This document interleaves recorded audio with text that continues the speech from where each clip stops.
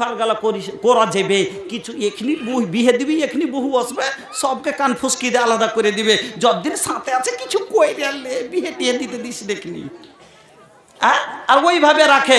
এটা হলো স্বভাব, এর ব্যবহার খারাপ, আর ওকে বিছানা আলাদা করে দিতে হবে। আল্লাহ রসুল বলছেন যে কোন দুটা যুবক ছেলে যেন খালি গায়ে একটা কম্বলে বা একটা চাদরে ল্যাপে যেন না ঘুমায়। ওই রকমই দুটি যুবতী মেয়ে খালি গায়ে জানে একটা ল্যাপে যাতে না ঘুমায়। আমার বন্ধুরা, আমার ভাইজানেরা, তাহলে পর্দার অনেক আহমিয়ত আছে। আমি আপনাদেরকে বলতেছিলাম, মা বোন আমার, আপনারা দুনিয়ার সবচাইতে দামি জিনিস, যার কারণে আল্লাহ রাব্বুল আলামিন আপনাদের সব থেকে বেশি হেফাজত করেছেন। আমার বন্ধুরা, আল্লাহ রাব্বুল আলামিন বলছেন, দেখেন আজকে মাস্টারনি হলে পর্দা করতে হবে না, স্কুল গেলে বোরকাল। মাস্টারনি, এটা মুখিয়ার বেটি, এটা এমএলএর বেটি। শোনেন, আমার নাবির চাইতে বড় কোনো বাদশা আছে? আমার নাবির চাইতে বড় নেতা কেউ আছে? আমার নাবিকে দেখেন আল্লাহ কিভাবে আমার নাবিকে সবক দিচ্ছেন। হে নাবি, কুল্লে আজওয়াজিকা ওয়া বানাতিকা, আমি কোনো কথাই আপনাকে বলবো, আর আমি নিজেই যদি আমল না করি আমার কথা মানবে না। আমি পর্দার ব্যাপারে আপনার সম্মুখে বক্তব্য রাখলাম, আর কালকে আপনি পূর্ণিয়া গেলেন আর আমাকে দেখছেন ডাক্তার শফিকের চেম্বারের আগা দিকে বিনা বুরকাই আমার স্ত্রীকে নিয়ে আমি ঘুরতে আছি। আপনি বলবেন, হাই রে মৌলভী সাহেব, বড় বড় লেকচার মারো, কিন্তু তোমার তো আমল এরকম। আপনিও আমল করবেন না, আর আমার কথায় লোকের আমলও হবে না, কারণ আমি নিজেই ওই কাজে নেই। এই জন্য আগে নিজে করতে হবে, না তাহলে পরে লোকে দেখে করবে, আর ওর কথার ওপরে মানুষের আসর হবে।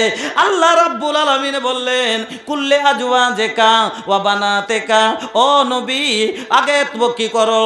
কুল্লে আজওয়াজিকা, হে নবী প্রথমে তোমার স্ত্রীদেরকে পর্দায় আসতে বলো, ওয়া বানাতিকা, তারপরে মেয়েদেরকে পর্দার ভিতরে হতে বলো, ওয়া নিসাইল মুমিনিন, তারপরে মুমিনা যত মহিলা আছে তাদের মুমিনদের বিবিদেরকে তুমি পর্দা করতে বলো। দেখেন আল্লাহ পাকের নবীকে আল্লাহ কিভাবে পর্দার আদেশ দিয়েছেন। আমার নবীর বাড়ির মহিলারা তারা তো এমনিতেই পর্দাশীলা ছিলেন, এমনিতেই তারা ভদ্র ছিলেন, তারপর আল্লাহ রাব্বুল আলামিন মুমিন মহিলাদেরকে কে ছাড়া নবীর মেয়ে স্ত্রীকে পর্দা করতে বলছে।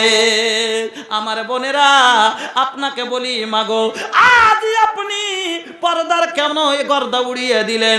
আপনি চাস্তো ভাইয়ের আগা দিকে আপনি খোলা মাথায় গল্প করেন, চাস্তো ভাইয়ের আগা দিকে আপনার হাত এখানে পর্যন্ত উদাম হয়ে যায়। আপনার এই জায়গায় এতটা উদাম হলে বাবার সামনে চলবে, নিজের ভাইয়ের সামনে চলবে। ফল কথা, যার সাথে আপনার বিয়ে হারাম, যেটা আপনার মুহরিম, তার সামনে যদি আপনার মাথার কাপড় পড়ে যায়, আপনার গুট্টি উদাম হয়ে যায়, আপনার গুনাহ হবে না। কিন্তু চাস্তো ভাইয়ের সামনে যদি আপনার এই হাঁটু উদাম হয়ে যায়, लोग छुपे बदरा में चमके जैसा चंदवा हो, नबीजर मोहवा चमके, हाँ मोहवा चमके, नबी के लाली लाली होठावा पे बरस जैसे ललैया हो के लांसा चुएला, देख के हले मके मोन छुएला।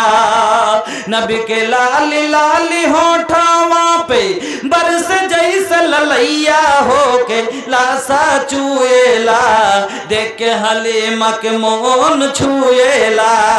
बगिया के गुलाब जैसन हो, आका के देहिया गमो के पसीना महके, लुके छुपे बदरा में चमके जैसा चंदवा हो, नबीजर मोहवा चमके, हाँ मोहवा चमके।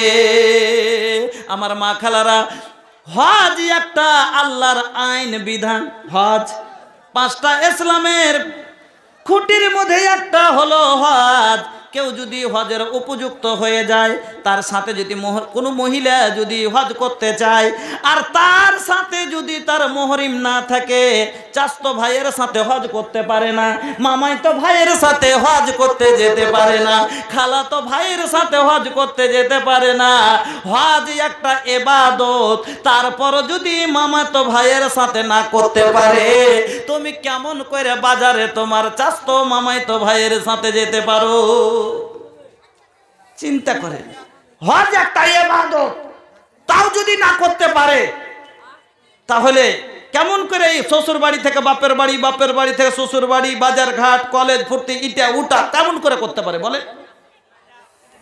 আমার বোনেরা, একটা কথা আর শুনেলেন, আল্লাহ পাকের নবী একদিন বসে আছেন, আল্লাহর রসুলের দুইজন স্ত্রী আল্লাহর রসুলের পাশে বসে আছেন। আল্লাহ রসুলের পাশে নবীজির দুইজন স্ত্রী বসে আছেন। আর ওই জামানাতে একটা অন্ধ লোক ছিল, একজন সাহাবী ছিলেন অন্ধ, তার নাম হলো আব্দুল্লাহ বিন উম্মে মাকতুম। এই অন্ধ সাহাবী আল্লাহর রসুলের কাছে আসছেন, এবার টুক টুক টুক টুক করে চলে আসছেন। আল্লাহর রসুল স্ত্রী দুইজনকে ইশারা করে বলছেন, তোমরা ভিতরে ঢুকে যাও, অন্দর মহলে চলে যাও, তোমরা লুকাও। আল্লাহ রসুলের স্ত্রী সওয়াল করে দিলেন, কে? উম্মে সালমা, মাইমুনা দুইজন ছিলেন। ওই সওয়াল করে বসলেন, ইয়া রাসূলুল্লাহ, নবী গো, লোকটা তো অন্ধ, আমরা কে দেখতে পাই না, একে দেখে আমরা অন্দর মহলে গেলেও যা, না গেলেও তা, কেন আমরা ভিতরে যাব? লোকটা তো আমাদের দেখতে পাই না। আল্লাহ রসুল বলছেন, আনতুমা ওমিয়ানে আফালা তুবসারানাহু, তোমরা দুজন কি অন্ধ নাকি? তোমরা তো তাকে দেখছো, তোমরা তাকে দেখতে পারো না। সুবহানাল্লাহ। যে কি নবীর স্ত্রীরা আমাদের মা, আর মার ছেলের সম্পর্ক হারাম, ঠিক না? ঠিক। নবীর স্ত্রীরা আমাদের মা, তারপরও মা ছেলের যেখানে সম্পর্ক, তাকে মাকে বলছে যে তুমি ভিতরে অন্দর মহলে চলে যাও। আল্লাহু আকবার। আর আজ মাগো, কেন আপনারা এরকম হয়ে গেলেন? আপনারা যে দুনিয়ার সবচাইতে দামি জিনিস, তারপর আপনারা কেন নিজের সম্মান হারাচ্ছেন? কেন আপনারা নিজকে যখন দামি আপনারা এত গৌরব করে বলেন, না আমি যেমন বাজারে যাওয়া জিনিস নয়, আমি রাস্তাঘাটে এইরকম বেড়ার জিনিস নয়, আমি একটা এমন জিনিস যার তুলনা করা যাবে না দুনিয়াতে, সেই জিনিস আমি সে জাত যে নবীকে জন্ম দিয়েছে, আমি সেই জাত যে বড় বড় আলিম মুহাদ্দিস জন্ম দিয়েছে, আমি হলাম সে মহিলার জাত। মা বোনেরা আমার, বলার অনেক কথা আছে, আপনার আগাতকে বলবো, কিন্তু আপনারা আমি মধ্যখানে আপনাদের উঠা বসা দেখে আমার মাথা খারাপ।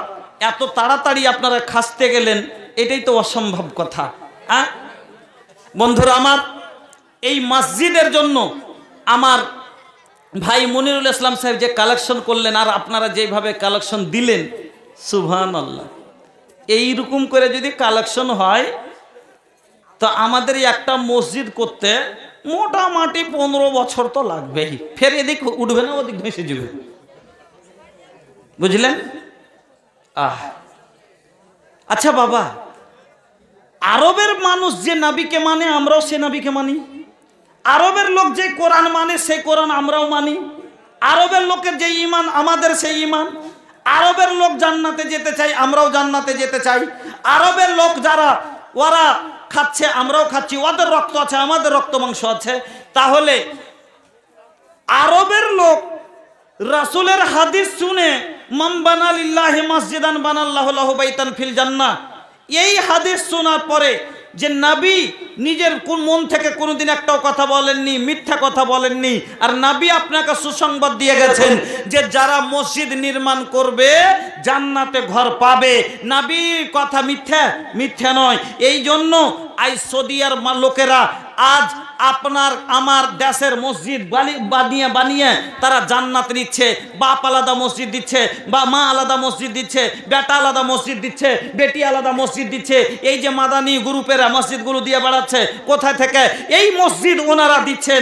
আর আপনার গলির আমার গলির মসজিদ বানিয়ে, আপনার আমার ইবাদতখানা বানিয়ে ওরা জান্নাত নিচ্ছে। আর আপনি আর আমি, এত বড় কপাল আমাদের খারাপ, এত হতভাগা আমরা, এত কপাল পুরা, আমাদের কিসমত এত ছোট যে আমরা নিজের ইবাদতখানা অন্য লোককে দিয়ে বানিয়ে নিচ্ছি।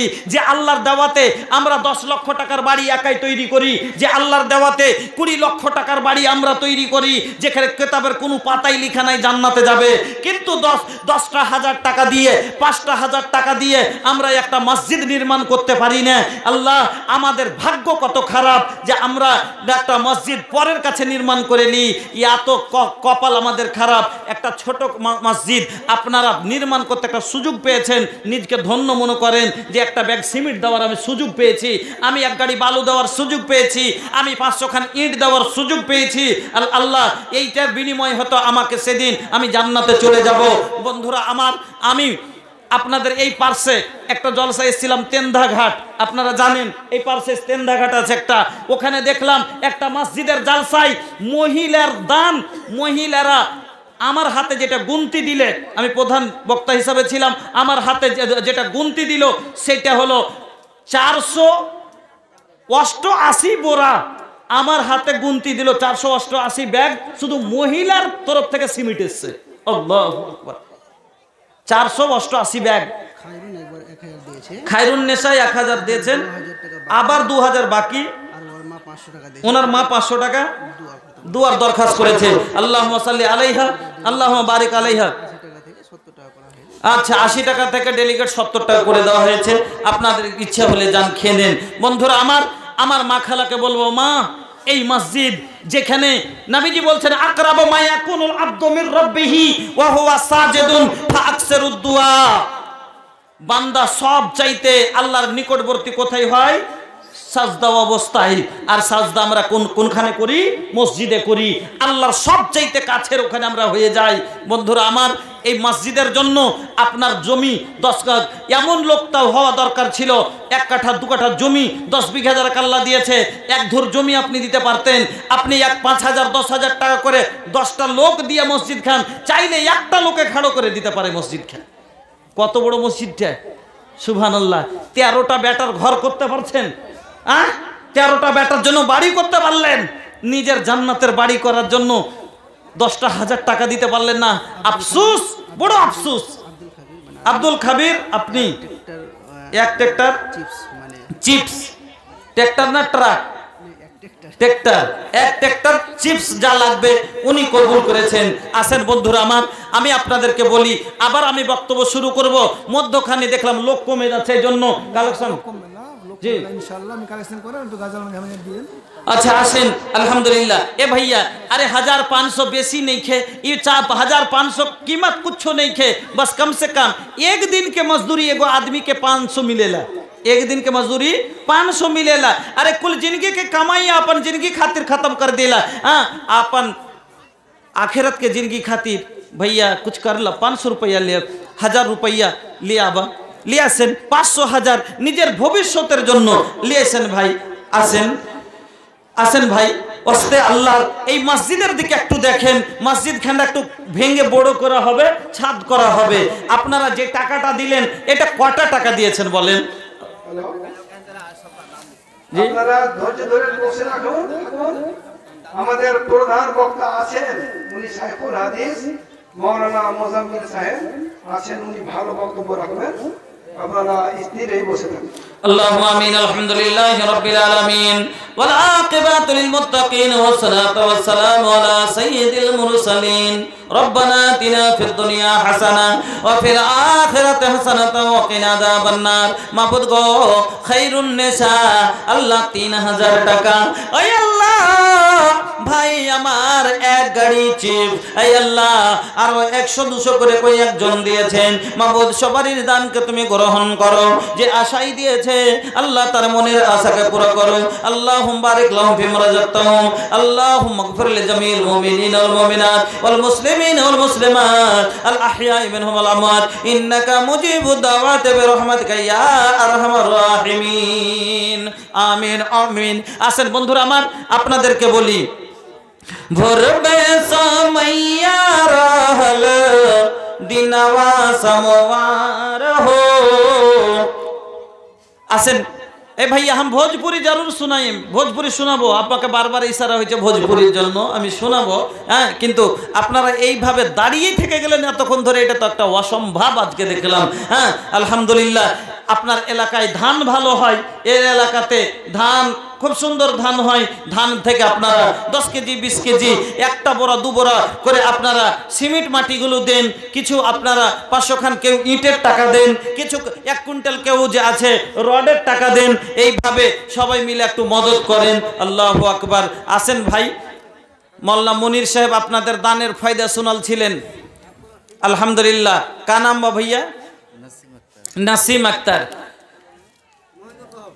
अरे बुझा न एकरा के ऐसन वैसन अरे बुझी न एकरा के ऐसन वैसन बा एकरा में जिंदा दिली हो अरे 500 रुपया मिलल बा भैया औरी 500 मिली हो का हो मिली ना अरे भैया ये जवानी अल्लाह का दिहल बड़ कीमती दौलत बा जोन करे के बा ई जवानी में करला काहे के करे इबादत जवानी में काहिली अच्छी नहीं अल्हम्दुलिल्लाह जजाकल्लाह बाराकल्लाह भोजपुरी सुनते गेले हमर हाथे दान दिते হবে তাইলে নতুন নতুন বার হবে যেটা দিবেন তো এরকম বার হবে হ্যাঁ আর না দিলে কিন্তু भैया जब मिली तो भोजपुरी हिली हैं ले आवो 1500 200 जोन बार वो लगे ले आवो माशाल्लाह अरे निकला ना निकला भैया निकला 500 हो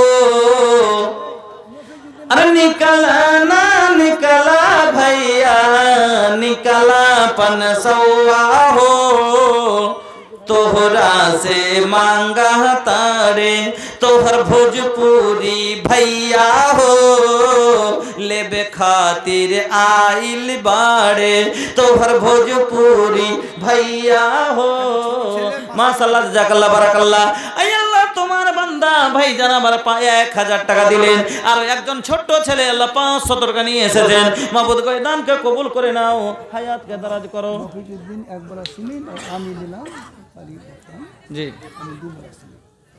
মফিজউদ্দিন এক ব্যাগ সিমেন্ট আর কারি সাহেব দিয়েছেন 2 ব্যাগ সিমেন্ট কিন্তু কারি সাহেবের 2 ব্যাগ সিমেন্ট আমি নিতে পারিব না আর কম করে 5000 না হইলে আজ ম্যাক ছাড়িব না